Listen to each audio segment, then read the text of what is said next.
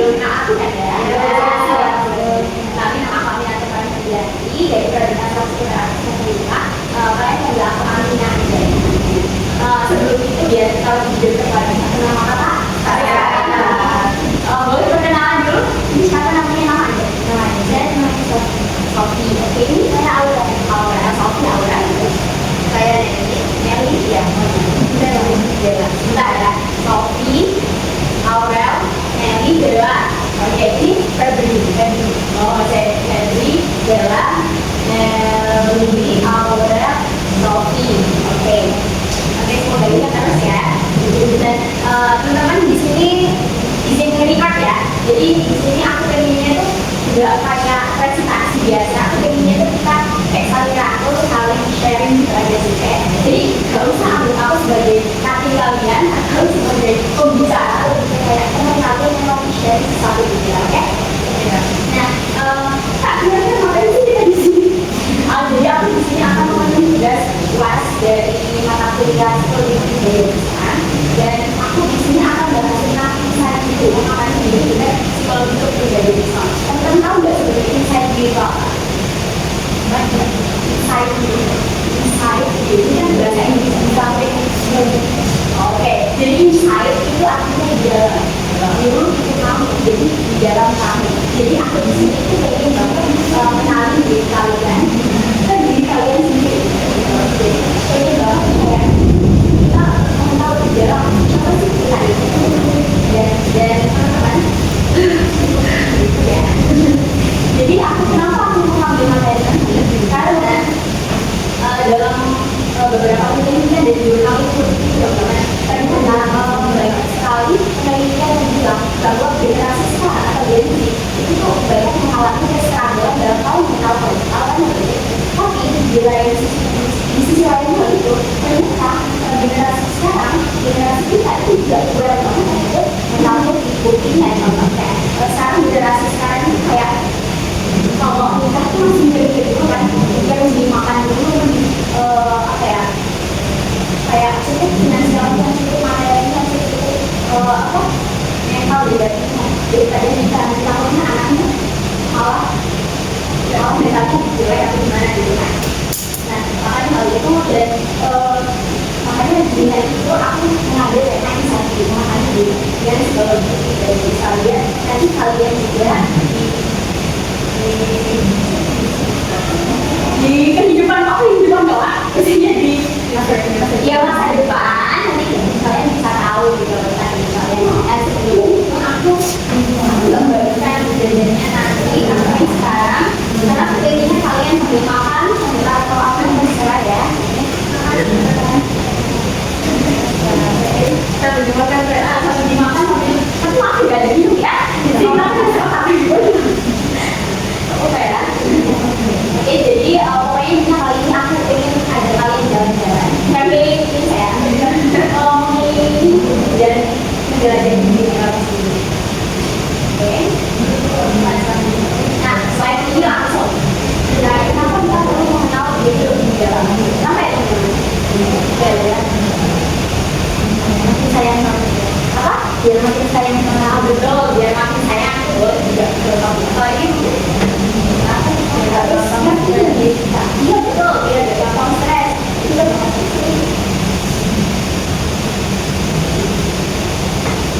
ya,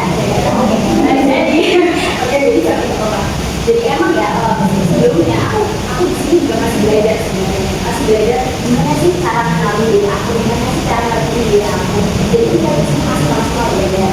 Dan sebelumnya aku masih belum gitu. Mau kira-kira kita mengenal diri kita, kita ini jangan apa-apa dapat feedback dari orang lain atau kita dapat sebaliknya dari orang lain.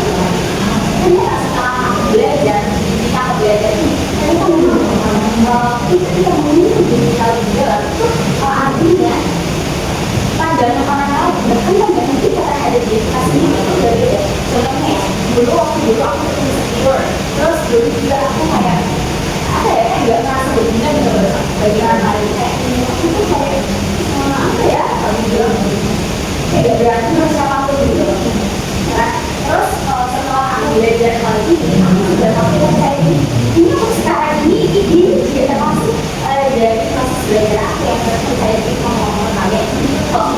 tuh nggak mungkin sampai nanti itu sampai mau sama kalian gitu kan.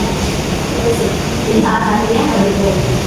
Terus juga orang nggak sih kalau itu merasa kayak hari ada hari gimana itu kalian itu semangat gitu ya, terus besoknya itu drop, terus atau enggak besoknya itu kalian drop, terus misalnya kalian semangat lagi, pernah nggak?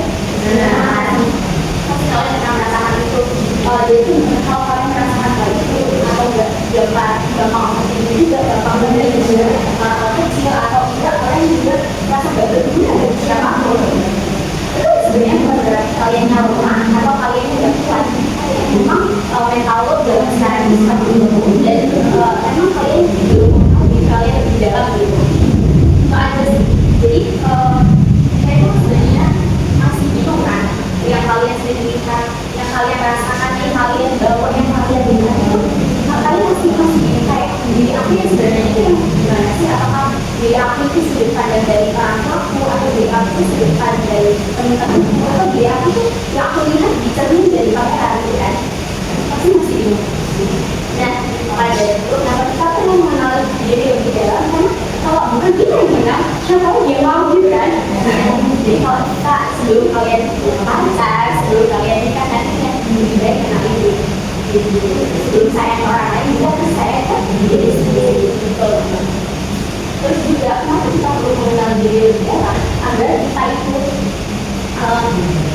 agar kita itu bisa mengatur emosi, dan sama kayak dikatakan oleh siapa tadi ya Febri, agar kita nggak stres ya, agar kita bisa mengelola emosi, agar kita bisa merespon drama-drama kehidupan di dunia ini, agar kita juga bisa berinteraksi sosial, agar kita juga bisa menemukan ketenangan. Ngomong tentang ketenangan yang menurut aku benar, tenang itu tidak bisa kita dapatkan di dunia, tapi ada dalam hati kita itu sudah disyukur semua, tapi dalam hati ketenangan yang permanen. Kita bisa tenang di dunia, tapi tidak secara permanen.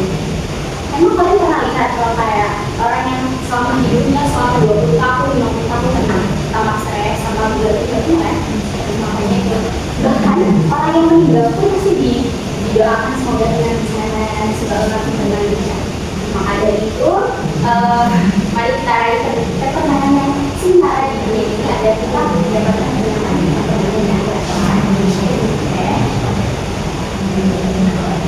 Selanjutnya, nah ini pun ada struktur kepribadian dalam Islam. Jadi 3 aspek utama ini yang akan aku bahas intinya. Itu ada akal, hob, dan nafas. Kami udah dapat materi ini dulu.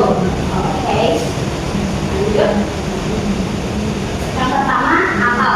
Jadi itu ada 3 komponen, 3 sistem mekanisme dan teknik-teknik di dalam diri kita yang membentuk kepribadian kita. Yang pertama itu ada akal dulu. Kalau akal kalian pasti mikirnya itu kayak cuma tempat berpikir ya kan. Terus pasti mikirnya juga akal itu otak. Terus akal itu ngafalin rumus-rumus apa yang ini itu gitu kan. Jauh dari itu, akal itu adalah sebentar ya, adalah pusat kendali kita. Kalau di ibarat kata atau di analogikan, kita itu seperti mobil, terus akal itu seperti setir. Jadi setir itu kalau kita nggak ada setir, kalau nggak ada akal kita nggak bisa belok kanan, belok kiri, lurus rem gitu. Nah kalau kita ada akal kita bisa rem, kita bisa turun di dalam yang benar, belok akal seperti itu. Jika dianalogikan, aku ingin tanya sesuatu ke kalian. Kalian pernah nggak kayak makel ke orang marah, terus kayaknya marahnya itu tingkat tinggi gitu? Pernah? Boleh siapa ya? Boleh pernah kan? Aku mau tanya kira-kira, aku nggak tanya ya siapa orangnya gimana enggak, aku bisa tanya gimana respon kamu ketika kamu marah ke orang itu. Oke, langsung pergi juga. Karena apa? Soalnya kalau mungkin bicara nangis terus bisa takutnya ada masalah ya. Oke, nah apa yang dilakukan oleh Bella ini yang tidak pergi terus takutnya tidak ada masalah tambah nangis itu adalah respon dari apa? Respon dari akal dia. Kerja apa? Akal dia sedang bekerja gitu. Jadi bukan berarti kalau dia tidak dia itu lemah, dia itu kayak belum juga aja apa masalah kita lihat di dari enggak emang dia butuh yang namanya mindset recharge pribadian dia dan dia itu tidak perlu sebenarnya kalau marah ini jadi impulsif. Nah hal itu adalah respon dari akal kamu. Itu salah satu contohnya ya. Terus contoh lainnya, ketika misal kalian hari ini pengen scroll TikTok 24 jam, pengen rebahan 24 jam, terus pengen ngegame 24 jam atau gampang keluar 24 jam. Terus ternyata realitanya kamu itu ada bisikan atau apa kayak bilang kayak kalau ini aku sia-siaan ada tugas puasa kayak terus tugas susah dong aku nggak coba ngincar gini aku sia-sia dong kayak gitu. Nah hal itu juga sebagaimana akal kalian sedang bekerja, jadi melihat realita yang ada. Dan si akal ini kalian tahu Sigmund Freud? Nah Sigmund Freud itu adalah salah satu tokoh psikologi barat. Dia itu mengungkapkan tentang teori psikoanalisa di mana kita memahami diri kita itu dilihat dari alam bawah sadar dan masalah itu. Nah, si akal ini teman-teman ternyata itu mirip dengan takdir. Jadi di psikoanalisa itu ada tiga aspek pribadian juga, ada ego dan super ego ya. Nah, si akal ini masih mirip seperti itu, yang mana realita. Sama hal yang bedanya kalau akal ini bisa ditanggung, kalau ego ini tidak. Oke, selanjutnya adalah hati. Hati ini sifatnya adalah lembut, relatif, nakal lembut. Dan hati itu dalam bahasa Arabnya itu dari kata takalub yang artinya berubah-ubah. Jadi memang hati itu berubah-ubah ya. Bentar. Oke. Nah, ya memang hati itu berubah-ubah. Makanya kenapa ketika kalian sekarang itu misal merasa cemas, malas, marah, biasanya jadi senyum, jadi bahagia banget gitu. Sifatnya berubah-ubah. Dan fungsinya hati itu ada bersama kondisi, tempat dunia, ketenangan, dan rasa bersalah, sumber empati, dan kebebasan hati, dengan cahaya hidup Allah, menjadi dan arah hidup. Oke. Jadi hati itu saking lembutnya dari respons. Jadi apapun yang ada di pikirannya itu pasti biasa kalau beda. Jadi kan kalau kalian ada di lingkungan yang jelek gitu ya, jadi kalian bilang untuk terpengaruh. Terus kalau kalian dalam lingkungan yang baik, yang positif, kalian akan baik juga, positif juga. Dan ini hati yang dimaksud itu hati roh ya, bukan hati liver ya, bukan hati fisik. Dan kalau si hati ini mirip sama konsepnya seperti egonya kali tentang marah-marah, karena ini juga dilihat dari jenis segala marah yang ada di sini. Oke, selanjutnya, nah ini materi yang terakhir adalah nafas. Nafas itu apa kalian? Dua. Oke, dan juga terus jadi sebenarnya nafas ini ada beberapa, emang sih ada yang bilang jiwa, tapi nafas dalam ranah kepribadian Islam ini adalah nafsu. Jadi nafsu itu nafsu. Tapi kalau mikirnya nafsu itu pasti hal yang negatif ya, misalnya kalau nafsu gitu keadaannya. Sebenarnya nafsu ini itu adalah bukan selalu tentang hal-hal yang negatif. Karena nafsu adalah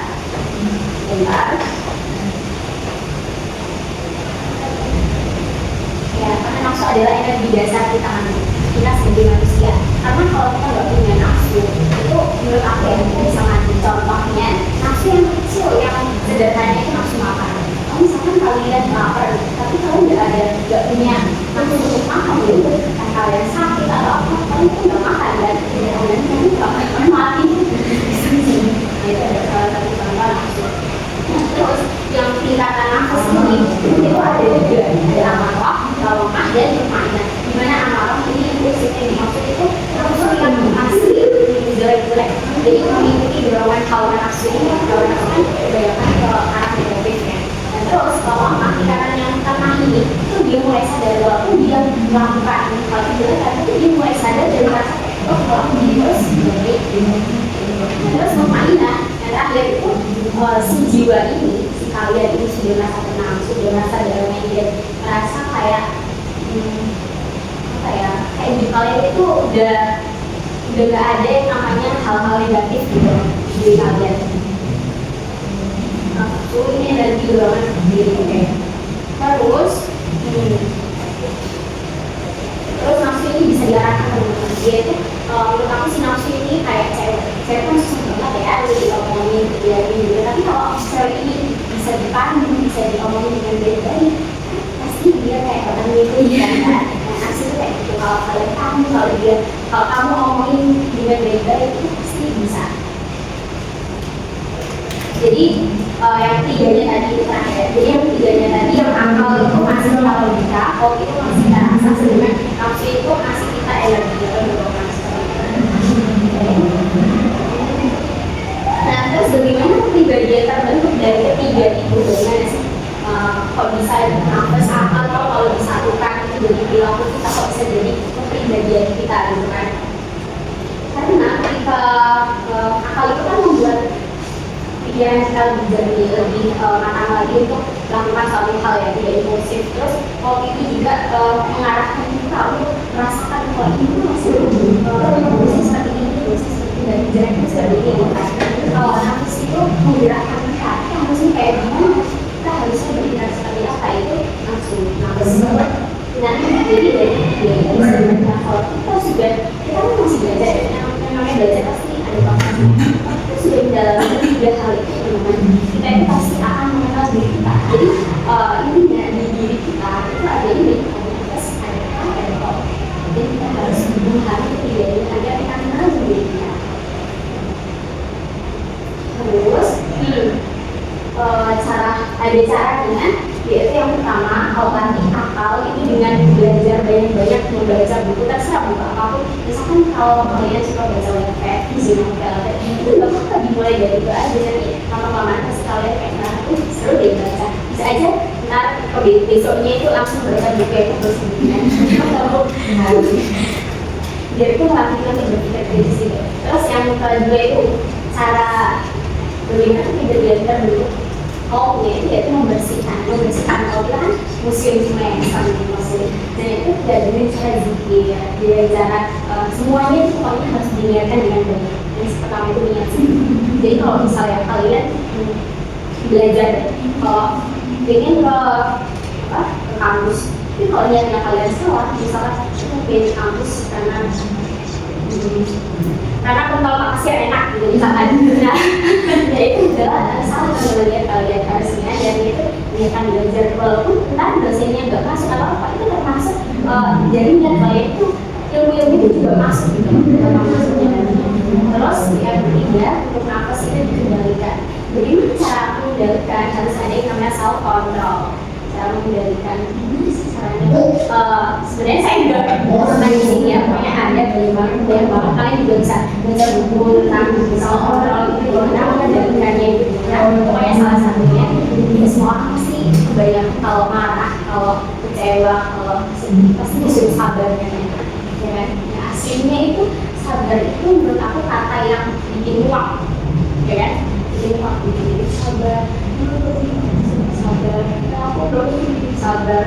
Itu lama disuruh sabar sebenarnya. Yang harus itu kita regulasikan emosi, keluarkan dulu emosi kalian. Terserah kalian marah, kalian nangis itu nggak apa-apa, tapi bisa dikendalikan. Yang dimaksud kalian kalau marah nggak sampai banting meja, nggak sampai bunuh diri, nggak sampai nyayat-nyayat gitu pokoknya. Tapi harus dikendalikan. Nafsu itu harus diarahkan, oke ya?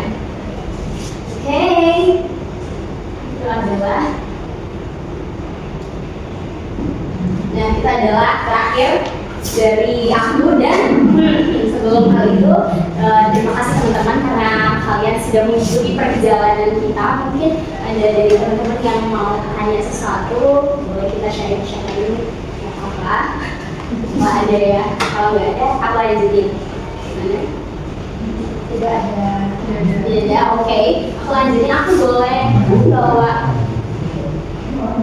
tidak ya? Oh enggak ya? Oh ada yang ada ya? Ini maaf ya, ini tidak terlalu prepare, jadi pakai kertas dulu. Oke teman-teman. Nih, nah jadi itu kan ada dua lipatan ya. penempatan awal itu aku pengen banget nulis kalian nulis tentang gimana hari ini, maksudnya gimana hari ini sesi sharing kita gitu maksudnya. Ini siapa yang belum bang? Gantian ya.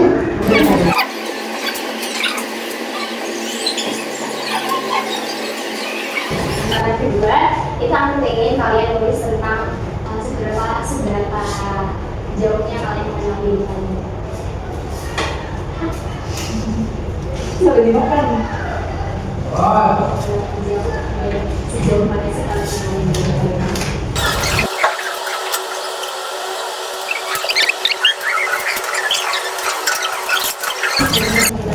Sebenarnya kamu luangkan waktu belum? Luangkan waktu. Aku hari ini terganggu banget kata-kata terakhir ya, jangan keras terhadap diri sendiri, don't force yourself too much, jangan terlalu membantai diri sendiri, sayang diri kalian sendiri, kenali diri kalian sendiri dengan proses yang pelan-pelan. Terima kasih telah berproses dan belajar sama aku. Wassalamualaikum warahmatullahi wabarakatuh. Waalaikumsalam.